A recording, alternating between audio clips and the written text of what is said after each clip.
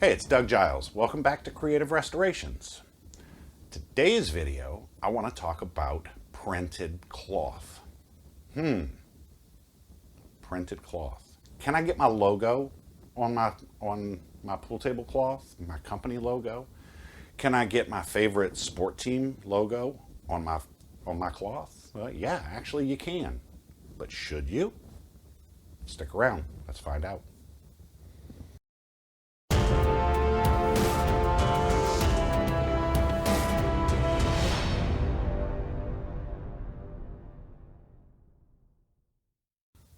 You know, a lot of my customers, when they first call up and we start talking about recovering their table, a lot of them, probably 50%, will ask that question. Can I put my own logo on my cloth? Can I put my favorite sport team logo on my cloth? And yes, the answer is yes, you can. But should you do it? You know, in my opinion, no. One should always steer clear of printed cloths. As far as I'm aware, there are only two ways to do printed cloth. You've either got what they start off with is a white cloth, and it goes through, for lack of a better term, a very large bubble jet printer. They feed the file into this bubble jet printer, and it will print out on the cloth. Now, usually what happens is that they'll look great when you first install them. When you first open it up and you unroll this cloth, it looks fantastic and you're bubbling over with joy because you've got your logo on there. Well, after about 3 to 4 months, maybe 6 of heavy use or moderate use even, it starts really looking bad. The more you brush that table, the more you use that cloth, the more that those colors are going to fade, the more I can't really say bleed, but they do fade. They look less crisp. So they lose a lot of what they initially had. I've done a lot of them before with Saints logos where people just insist on getting their favorite sports team on there. And here's something that a lot of people don't consider when it comes to printed cloth is that you have to pay not only for the cloth itself, you have to pay for the labor involved in creating that logo onto the cloth. So you have to, the making of the file and then the actual printing of the cloth itself. But you also have to pay, at least in cases where you're going to put team logos on there, you have to pay the licensing fee to acquire that, or at least the companies have to charge that. They pay a licensing fee. So that cost is going to get passed on to you, the consumer. Now, the second way, I said there were two different ways of printing cloth. The second way that I'm aware of is silk screening. Now, the problem with silk screening, and look, my dad was a sign painter. I grew up, my dad did sign painting, he did silk screening, and the process is identical. What they're using is basically an ink. It's almost like it's a rubberized ink. And they lay out the cloth, and then they actually use pool table cloth. And that was something that I forgot about with the other cloth, is that it doesn't start off as real pool table cloth. It is a cloth that is designed to best be printed on.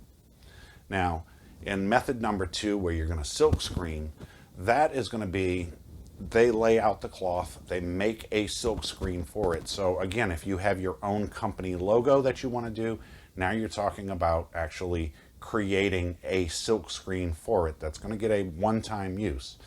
Again, the process, while not that terribly difficult, it is a little on the expensive side. You're also going to have this ink that they squeegee over the top of the cloth, and it goes through the portions where your logo are, the portions where there is no barrier masking. When you squeegee that ink over it, that's what squeezes through the silk itself and leaves the print of your logo, of the team logo. And now the problem with that, although they are using real pool table cloth, it's not really designed to be printed on. So you've got one cloth where it's designed to be printed on, but it's not really designed to be played on. Then you've got another cloth that's designed to be played on, but it's not really designed to be printed on. So what happens with the silk screening method? Well, a lot of times it starts peeling. It will start rubbing away. As you're running the balls up and down the table, your English transfer is going to be different because you have this rubberized ink that is laid on the top of the cloth, that is adhered onto the top of the cloth. And your ball is going to hit it, and all of a sudden the English on the ball is going to change.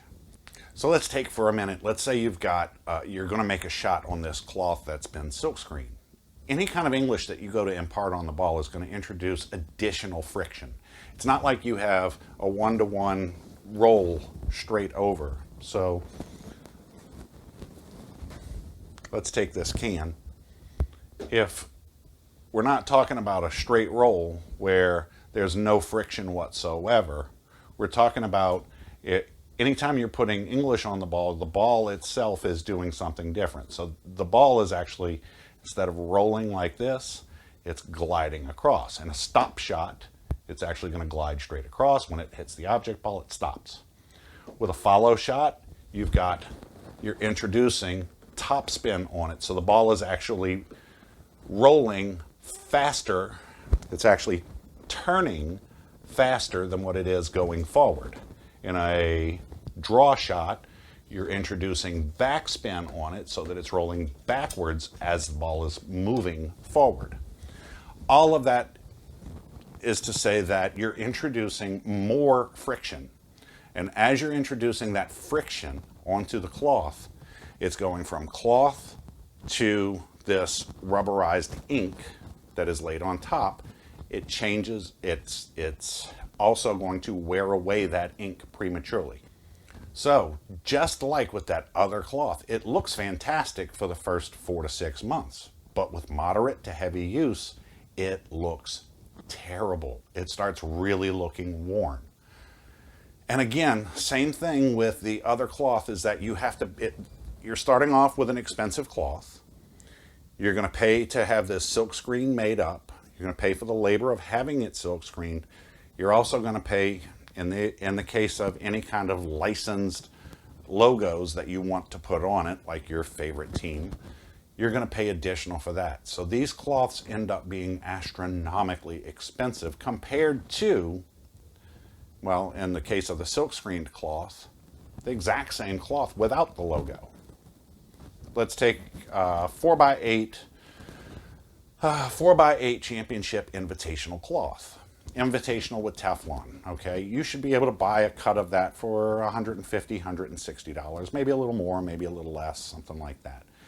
Once you tack on having it silk screened, you're probably that exact same cloth now with a logo, especially a team logo, you're probably looking at closer to $400 to $500, not counting installation. So is it a good idea to do it? No. In my opinion, no, it's not.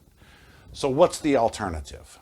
I hate to do all of this and not give you some kind of alternative. Well, in my neck of the woods, everybody here is New Orleans Saints fans, and I get it all the time. Can we get the fleur-de-lis put on our pool table? Yeah, you can, but it's really expensive. Here's what I suggest to you instead.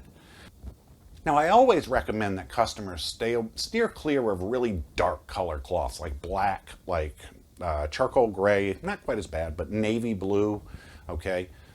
So doing the entire bed cloth in black, no, you don't really want to do that. So what I would typically recommend for them is camel. And then we can actually change up and do the rails in a different color. So we've got that camel colored cloth, which is extremely close to the New Orleans Saints gold. And then we've got the black, so now we've got the black and gold. That's what I would suggest that you do, is you use the colors of your favorite team. Let's take another team, for example, Steelers, all right? Back to black and gold. However, Championship sells golden cloth, or gold. It's actually called gold, and it's actually a dead spot match on for Steelers yellow. Again, the yellow and the black. Now you've got Steelers colors. Let's try another one.